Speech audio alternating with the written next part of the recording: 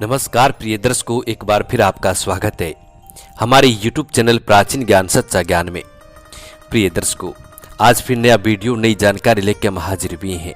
दर्शकों, आज की जो कहानी है बड़ी ज्ञानवर्धक है और बड़ी मोटिवेशनल है।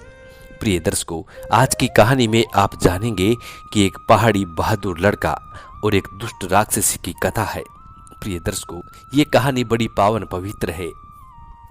ऐसा कहा जाता है कि जो मनुष्य इस कहानी को ध्यान से सुनता है या फिर जिस घर में इस कहानी को सुनी जाती है उस घर में कभी भी भूत प्रेत बाधा नहीं होती, नहीं कभी जादू टोना होता है और न ही कभी किया कराया होता है। प्रिय दर्शकों, यदि आप भी ऐसी चीजों से परेशान हैं, घर के देवी देवताओं से परेशान हैं, पितरों से परेशान हैं, या फिर किसी किए कराए से परेशान है, संतान संबंधी परेशानी है, या फिर धन संबंधी परेशानी है, या फिर आए दिन घर में कलह उत्पन्न रहता है, या फिर आए दिन आपके परिवार में कोई न कोई बीमार पड़ा रहता है, तो इस कहानी को जरूर सुनिएगा। प्रिय दर्शकों, ऐसे ही 25 रोगों की एक दवा है आज की ये कहानी शुरू करने से पहले जो लोग हमसे नए जुड़े हैं वो लोग हमारे चैनल को सब्सक्राइब करें, बेल आइकन ऑन करें, अच्छे अच्छे कमेंट किया करें ताकि हर आने वाली वीडियो का नोटिफिकेशन सबसे पहले आपको मिले और प्रिय दर्शकों आप उसका फायदा उठा सकें। शुरू करते हैं प्रिय दर्शकों आज की ये प्यारी सी कहानी, ये प्यारा सा वीडियो। प्रिय दर्शकों, पौराणिक काल की बात है। एक आदमी 15 बकरियों को अपने घर ले जा रहा था। रास्ते में उसकी भेंट एक राक्षसी से हो गई। उस राक्षसी ने किसी देहाती औरत की तरह उसका पीछा किया और शाम होने पर वो लोग रास्ते में ठहर जाते हैं। उन्होंने अपना अपना भोजन बनाया और खाया और वो व्यक्ति अपनी बकरियों को बांधकर आराम करने लग जाता है, सो जाता है। प्रिय दर्शकों, जब वो व्यक्ति सोया हुआ था तो औरत 2 बकरियों को खा जाती है, वो राक्षसी 2 बकरियों को खा जाती है। तब 13 बकरियां बच जाती हैं। सुबह जागने पर आदमी ने देखा कि 2 बकरियां कम है, तो वो व्यक्ति गहरी सोच में पड़ गया। उस व्यक्ति को अपनी 2 बकरियों के बारे में कुछ पता नहीं चल रहा था। जब उसने उस राक्षसी से पूछा कि बकरियों का क्या हुआ, तो उसने कहा कि मुझे क्या मालूम। राक्षसी कहती है कि मुझे क्या पता, तुम भी सोए हुए थे और मुझे भी नींद आ रही थी, पता नहीं तुम्हारी बकरियों को कौन लेके गया है। उसके बाद वो व्यक्ति अपने घर की तरफ चल पड़ा और फिर उसके पीछे पीछे वो राक्षसी भी आने लगी। प्रिय दर्शकों, दिन भर चलने के बाद उन्होंने फिर सड़क पर एक रात बिताई। दूसरी रात भी वो 4 बकरियां खा जाती है। अब आदमी के पास सिर्फ और सिर्फ 9 बकरियां बचती हैं। जब वो व्यक्ति उस राक्षसी औरत से पूछता है तो वो औरत फिर से वही जवाब देती है।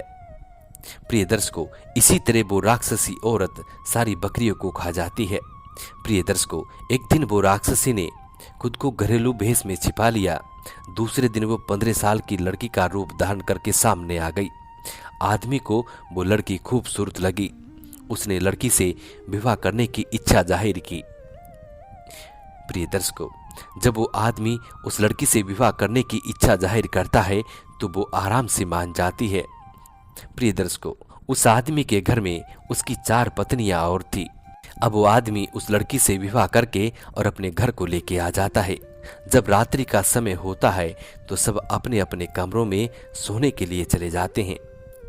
प्रिय दर्शकों, पहली रात वो राक्षसी उस व्यक्ति की एक पत्नी को खा जाती है। उसने दूसरी रात दूसरी पत्नी और तीसरी रात तीसरी पत्नी को खा लिया और चौथी रात की बारी थी। चौथी पत्नी गर्भवती थी और उस चौथी पत्नी के 14 साल का एक लड़का भी था। अपने लड़के को लेकर वो पड़ोस के घर में चली जाती है। कुछ घंटे आराम करने के बाद उसने अपने बेटे को बताया कि तुम्हारे बाप की नई जो बीबी है वो तुम्हारी सौतेली माँ, उसने तुम्हारी सभी सौतेली माँ को खा लिया है। अब हमें कोई जगह ढूंढनी चाहिए अगर मैं अपने पति को इस बारे में बताती हूँ तो वह उसे मारने के बजाय हमें फटकारेगा और मार डालेगा। उस नई वाली औरत को कुछ नहीं कहेगा, इसलिए बेटा तुम्हारे पिता को बताने का कोई फायदा नहीं है। उसके बाद बेटे ने अपनी माँ से कहा कि माँ, पिताजी की नई बीवी को ठिकाने लगाने के लिए किसी जगह के बारे में विचार करना शुरू कर दिया है। अब वो लड़का बाजार में जाता है और बाजार में उसे एक बुढ़िया मिल जाती है जो कि राक्षसी के मुंह के खून साफ करती थी। लड़के ने उस बुढ़िया से कहा कि माँ, अगर तुम उस राक्षसी से ये पूछ सके कि उसकी आत्मा कहाँ निवास करती है तो तुम्हें मैं सोने की 4 मोहरें दूंगा। बुढ़िया राक्षसी की पक्की सहेली थी और राक्षसी हर रोज उससे मिलने के लिए आया करती थी। प्रिय दर्शकों, जब शाम का वक्त होता है तो राक्षसी बुढ़िया से मिलने के लिए आती है और बुढ़िया राक्षसी के सर में जू मारा करती थी और उस राक्षसी का मुंह का खून पोंछा करती थी। प्रिय दर्शकों, अब वो लड़का बूढ़ी माँ के वहां से अपने घर को चला जाता है और अपने घर को जाकर अपनी मैया से कहता है कि मैया, उस राक्षसी को ठिकाने लगाने का काम शुरू कर दिया है। दूसरे दिन जब रोज की तरह राक्षसी बुढ़िया के पास आई तो बुढ़िया ने उसे पूछा कि उसकी आत्मा कहाँ रहती है। राक्षसी ने जवाब दिया कि मैं एक बहुत नामी गिरी राक्षस की बेटी हूँ और मेरी आत्मा 7 समुद्रों पार रहती है, जहाँ एक पीपल का बड़ा पेड़ है जिसकी शाखाएं बहुत लंबी हो चुकी हैं और जिसके नीचे यात्री लोग आराम करते हैं। उन शाखाओं पर बहुत सारे तोते रहते हैं। पेड़ की चोटी पर एक बहुत बड़ा घोंसला है जिसमें एक बहुत बड़ा तोता रहता है। मेरी आत्मा उसी तोते के भीतर रहती है। प्रिय दर्शकों, अगले दिन लड़के ने उस बुढ़िया के पास आकर उससे पूछा कि उसने राक्षसी की आत्मा के बारे में कुछ पता किया या नहीं। बुढ़िया ने कहा कि उसने पता किया है। अगर तुम मुझे सोने की 2 मोहर दो तो मैं तुम्हें जरूर बताऊंगी। प्रिय दर्शकों, लड़के ने उस बूढ़ी माँ को 2 सोने की मोहर दे दी और बूढ़ी माँ ने उस लड़के को उस राक्षसी का पूरा रहस्य बता दिया। अब लड़का अपने घर को आकर सोचने लगा कि वह 7 समुद्रों पार कैसे जा सकेगा। प्रिय दर्शकों, अब वो लड़का फिर से उस बुढ़िया के पास जाता है और बूढ़ी माँ से कहता है कि मैया, 7 समुद्र पार जाने के लिए राक्षसी क्या अपनाती है, इसका बारे में आप पता करके हमें बताएं। हम तुम्हें 4 मोहर देंगे। प्रिय दर्शकों, दूसरे दिन जब बूढ़ी माँ के पास वो राक्षसी आती है तो बूढ़ी माँ उस राक्षसी से पूछने लग जाती है। वो बूढ़ी माँ उस राक्षसी से कहती है, सावधान रहना चाहिए और उस चीज को कभी भी नहीं खोना चाहिए जिसकी मदद से 7 समुद्र पार किए जाते हैं। प्रिय दर्शकों, अब वो राक्षसी उस बूढ़ी माँ के जाल में फंस जाती है और उसे बताने लगती है कि उसके पास 1 फुट लंबा एक सैंडल है जिसे वे अपने साथ लेकर आई है और उस सैंडल को अपनी खाट के नीचे एक संदूक में छिपा कर रखा है। इसके बाद वह बोली कि किसी से कहना मत, मैं तुम्हें अपनी पक्की सहेली समझकर बता रही हूं और तुम्हें मेरे इस रहस्य को उसी तरह छुपा कर रखना होगा जैसे तुमने मेरे द्वारा आदमियों और जानवरों को खाने की बात को छुपाई है।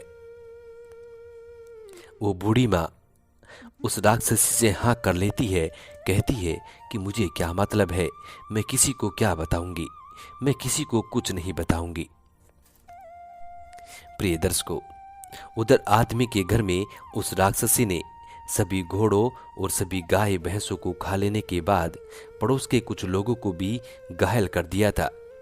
राक्षसी के चले जाने के बाद लड़का बड़ी चालाकी से छिपता छिपता उस बुढ़िया के पास पहुंचता है। उसने बुढ़िया से पूछा, क्या तुम राक्षसी से कुछ पता कर सकी?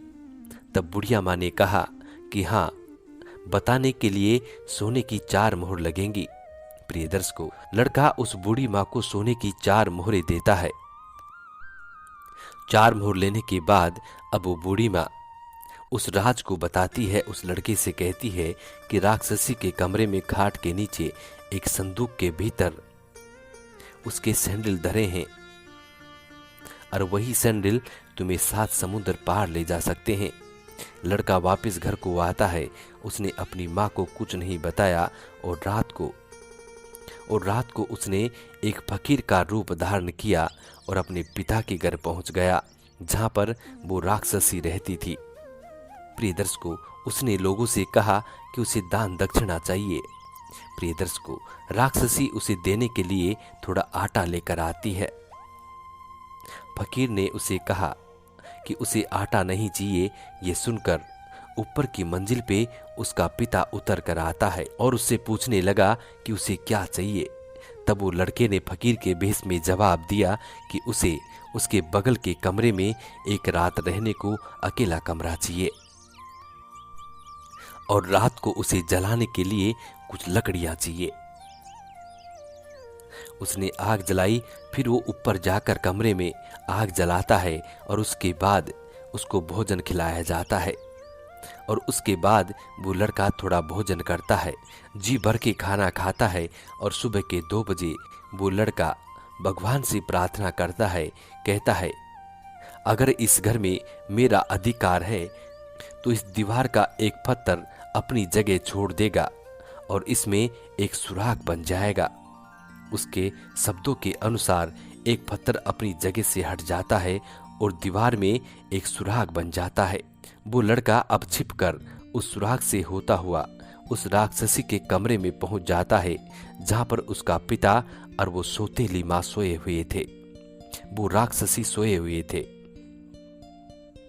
उसने खाट के नीचे से संदूक उठाया और वापस अपने कमरे में आ गया। उसने आग की मदद से संदूक को खोला और उसमें से सैंडल बाहर निकाल लिए और उसके बाद उस संदूक को वापस खाट के नीचे रख दिया और वापस आकर तंबाकू पीता हुआ सोचने लगा कि दीवार में बने सुराग के सवाल पूछे जाएंगे। उसने वापस प्रार्थना की, अगर इस घर में मेरा अधिकार है तो ये सुराग वापस फिर से बंद हो जाए। तो वो सुराग पहले जैसा हो जाता है, बंद हो जाता है। प्रिय दर्शकों, 4 बजे वो 7 समुद्रों की तरफ चल पड़ता है। उस लड़के ने अपने एक पैर में सैंडल पहना और उसकी मदद से वो एक ही पल में 7 समुद्रों को पार कर लेता है और वो 7 समुद्र पार पहुंच जाता है। प्रिय दर्शकों, 6 बजे वह पीपल के पेड़ के पास था। उसमें बहुत सारे तोते देखे। उसने देखा कि सबसे ऊंची डाल पर एक बड़ा तोता बैठा हुआ था। समुद्र पार करने से पहले वे अपने साथ एक तलवार भी लेके गया था। वो धीरे धीरे पेड़ पर चढ़ते हुए भगवान से प्रार्थना करने लगा कि कुछ ऐसा हो कि तोते के प्राण ना निकले और वो नीचे गिर जाए।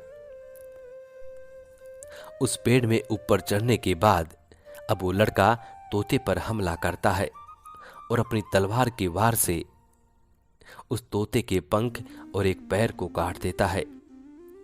प्रिय दर्शकों, तोते को होने वाले दर्द का एहसास उस राक्षसी को भी अनुभव हो रहा था। वे मरने लगी।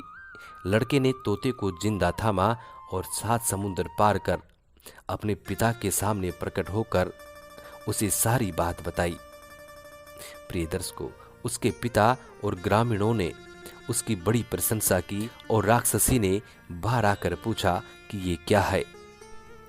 प्रिय दर्शकों, तोते की तरफ इशारा करते हुए उसने लड़के से कहा कि ये मेरी जिंदगी है, इसे अब मत मारो, मैं तुम्हें अपने बाप के घर से लाकर लाखों रुपए दूंगी। प्रिय दर्शकों, उस लड़के ने उसका प्रस्ताव ठुकरा दिया और सभी ग्रामीणों और अपने माता पिता और अपनी माता के सामने उस तोते को मार डाला। अब जैसे वो तोता खत्म होता है तो वो राक्षसी भी खत्म हो जाती है, वो भी मर जाती है।